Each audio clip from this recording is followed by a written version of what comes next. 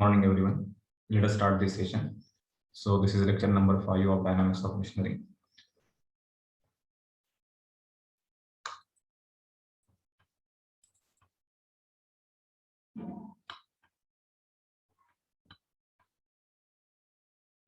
So during the last lecture, we have seen the Newton's second law to find out the natural frequency.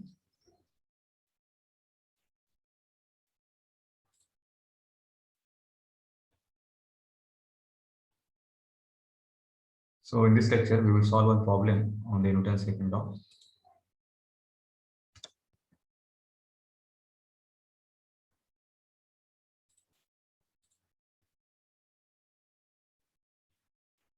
So refer this problem.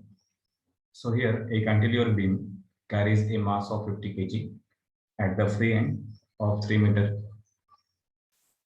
beam. The beam is of rectangular cross section, which is 30 by 20 square centimeter. The modulus of elasticity is 200 × 9 Pascal. Model this system for the free undamped vibration and determine the frequency of vibration of the mass. Okay.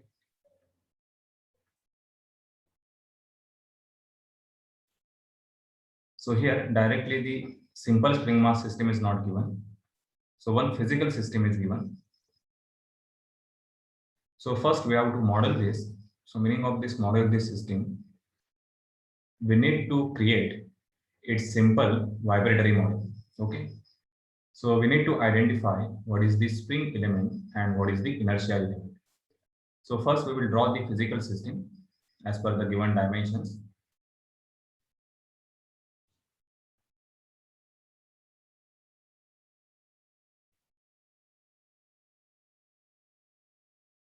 So what is given?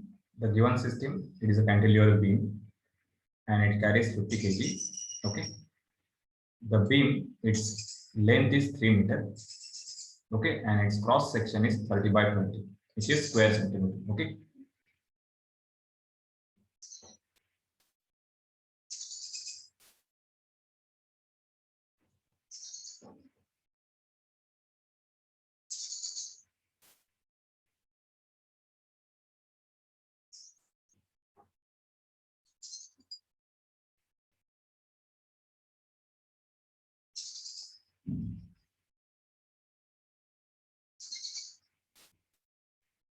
So consider this is the fixed support.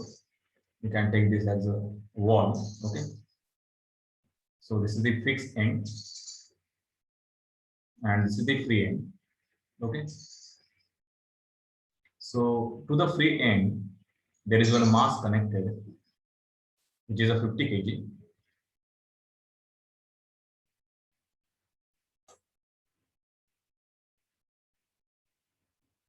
So consider this is the mass connected. Okay. So this is the physical system. Okay. Now this system, it will have the tendency to vibrate with some frequency. And this tendency, this is called as a natural frequency. So we have to find out the value of natural frequency for the given system. Okay. So if you connect this mass M, then there will be some deformation or the bending of this cantilever beam. And this is because of the elasticity of this material. Okay. So this beam, it will bend at the free end, that is called as a permanent deformation. Okay. And depending on that permanent deformation, the system will have some frequency that is called as a natural frequency. So I will draw here the two-dimensional view.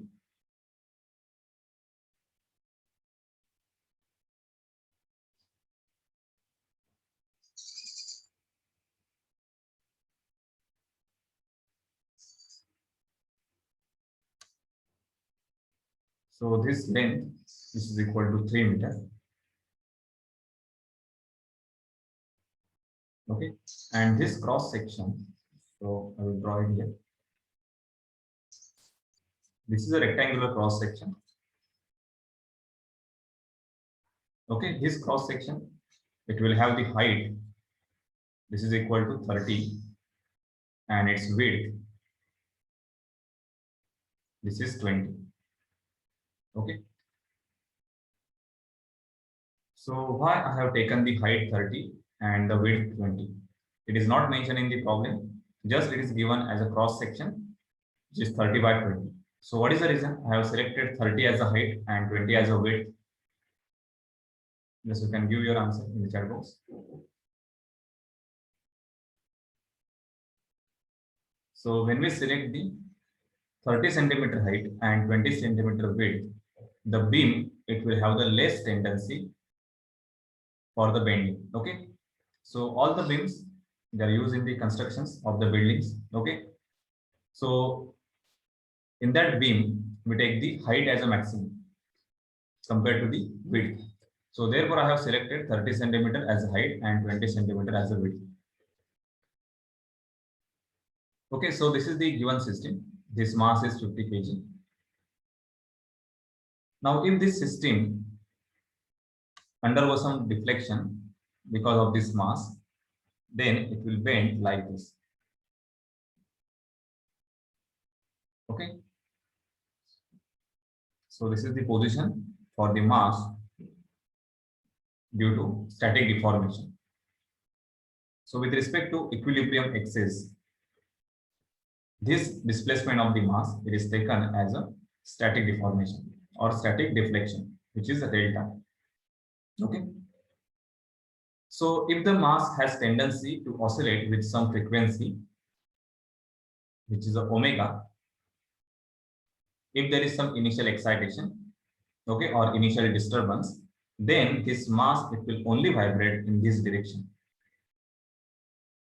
like this. Okay. So it will have the tendency to oscillate in this direction. So this will become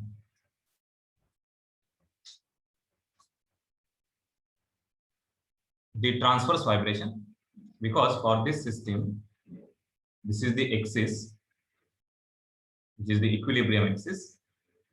Okay. And direction of oscillation is perpendicular to this equilibrium axis. And therefore,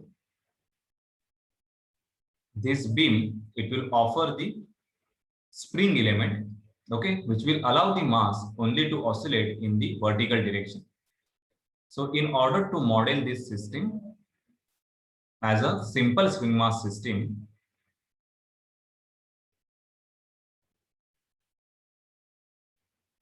we have identified that mass will only oscillate in the vertical direction. Okay, so as mass oscillate only in the vertical direction, there has to be a spring which will allow the mass to oscillate in that direction. So this spring element, okay, it will represent the elasticity provided by this horizontal cantilever beam. Okay, and then you can connect the mass which is at the free end like this. So this is the mass M and this is the spring K. So right now we don't have the value of spring K. Okay, we need to calculate this K value depending on the Young's modulus, that is the modulus of elasticity, okay, and the cross section of the beam. So this is just the simple vibratory model for this system. Okay, now from this system, why we have modeled this system like this as a simple swing mass system? Because for such system, we have the standard formula for omega n as per the Newton's second law, which is equal to square root K upon m. Okay, so if we have the value of stiffness and the mass, then we can directly find out the natural frequency. So for the given problem, we only have the value of mass at the free end, that is equal to 50 kg. Okay, but we don't know what is the elasticity, what is the spring stiffness for the given cantilever beam. So how to find out that spring stiffness? So for that, we must have the concept of the static deformation. So what is static deformation?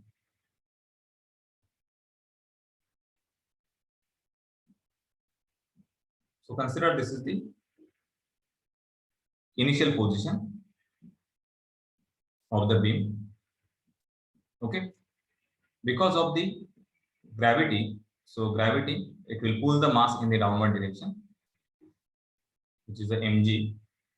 So this ellipse beam, it will undergo some deformation like this. Okay.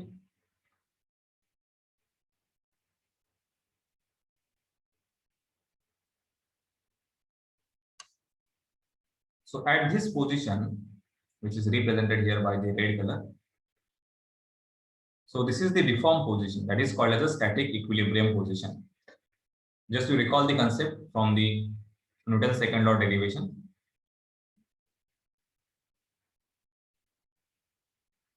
So at this position, if you draw the free body diagram, so at this position, mass is not oscillating, it is not vibrating, it is just a deformed. Okay. So there is one force which is the gravity. So this is the mg, and there is one resisting force on the mass which is in the upward direction. So this resisting force, it depends on this value, amount of displacement, that is called as a static displacement or static deformation. So this is equal to K into delta. So what is K? So K is the stiffness offered by this cantilever beam. Okay. So at this condition, we can write the equation, which is the mg is equal to K into delta. So what we will get? The K upon m, this is equal to, this is G upon delta. Okay. So one way is just to replace this value K by m in this equation by G upon delta. So we will get the equation omega n, which is equal to square root G upon delta. Okay. So both this equation will give the same answer. So even if you don't use the value of mass, okay, still you can find out the frequency. You have to find out only the value of delta, that is a static deformation. Okay. So this static deformation for the cantilever beam, it depends on the equation, which is the deflection equation. Okay. So this is the concept from the strength of material. So from the deflection equation, that is a flexural equation. Okay, you must have studied this flexural equation. So for one for the simply supported beam, then cantilever beam. So this is the cantilever beam.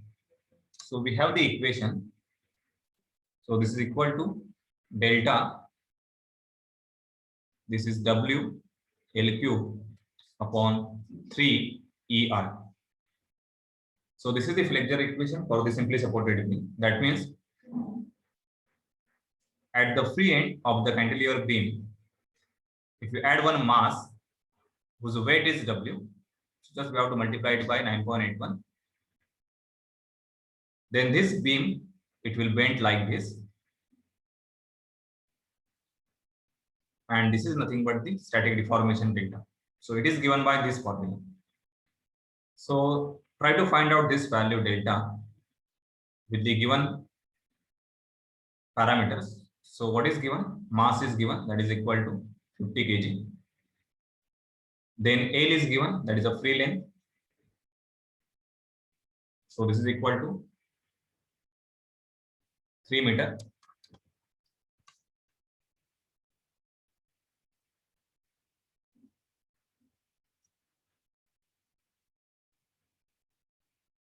So this is 3 meter.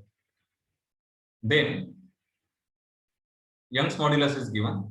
So this E value is given. So this E value, this is equal to 200 10⁹ Pascal. So E is equal to 200 into 10⁹ Newton per meter square. And the moment of inertia, it is not given. Okay. So we have to find out this value I. So just tell me how to find out the I value. And second, whether it is a mass moment of inertia or it is an area moment of inertia. So this I value you can find out So this is basically in the deflection equation, I is always area moment of inertia. Okay. So I is equal to, for the rectangular cross section. So this is rectangular cross section.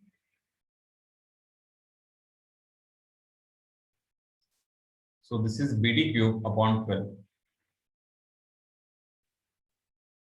Okay, because when this beam, it will bend, then this will be the neutral axis. Okay, and this cross section, it will have the tendency to rotate in this direction. Okay, as it will bend. So just I will draw this separately so we can understand.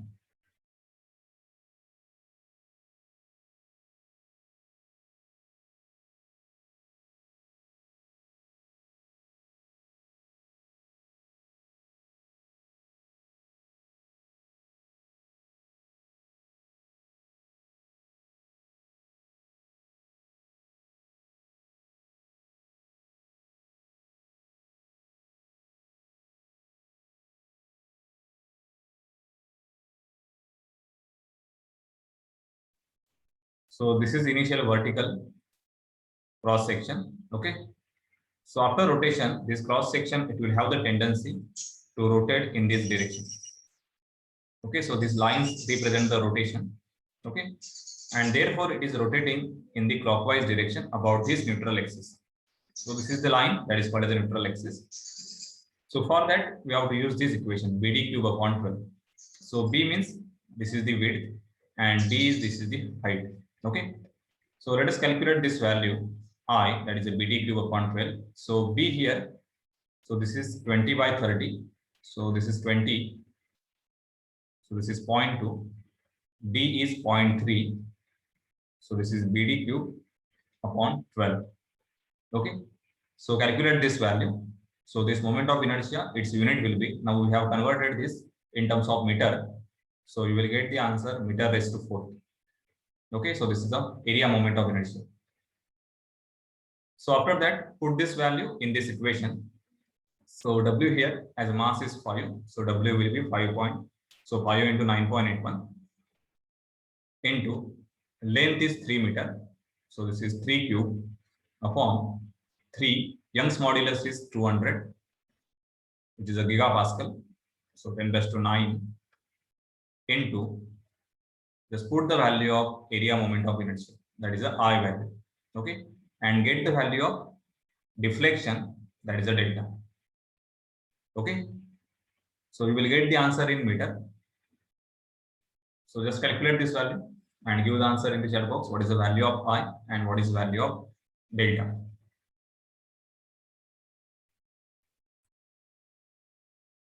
So once you get the value of delta, that is a static deformation, which is a 0.49 10 raised to minus 7 meter. Okay, now put this value in this equation, which is a omega n is equal to square root g upon delta. Okay, no need to calculate again the value of k, because if you want to use this equation square root k by n, then you have to find out the k value. Okay, so you can use this equation directly. Omega n is equal to square root g upon delta. So use this equation. So omega n, this is equal to square root g upon delta. So this is equal to 9.81 upon delta, which is 0.49 10 raised to minus 7, and then calculate the value of omega n. Okay, so you get some answer in radian per second. So just give me the answer. What is omega n? So first make sure that this is the correct answer. 0.49 raised to minus 7. I don't have the answer.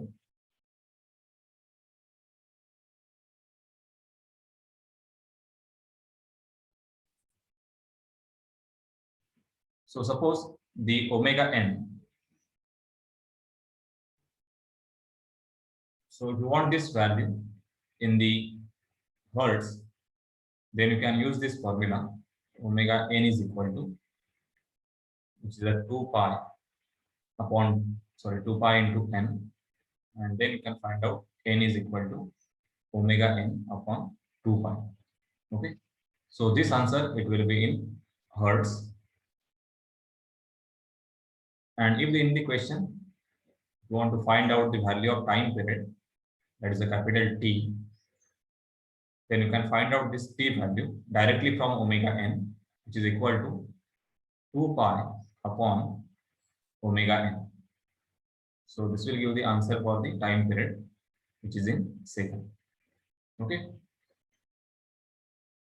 So this is how you can convert one physical system into a simple vibratory model, that is a spring mass system. And then by using any one method to find out the natural frequency, either Newton's second law, energy method, Rayleigh's method, or Lagrangian method, you can get the value of omega n. Okay, and from that you can find out the frequency in hertz and time period in second.